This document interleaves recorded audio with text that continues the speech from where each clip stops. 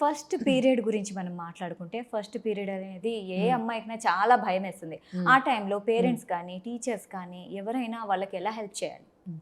So, first period రాకముందే start అవ్వాలి. హుహు. ఇంట్లోనే మదర్స్ వాళ్ళ కూతుర్లకు చెప్పాలి. హ్మ్. నీకిప్పుడు ఈ వయసు వస్తుంది.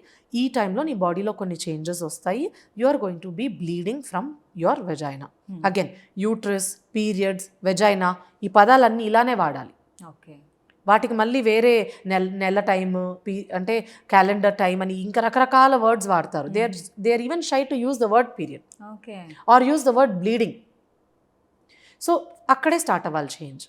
So tell the child this, ఈ టైంలో నీకు ఇలా జరగచ్చు, నువ్వు ఈ ఏజ్కి వచ్చేస్తున్నావు, better to be prepared again.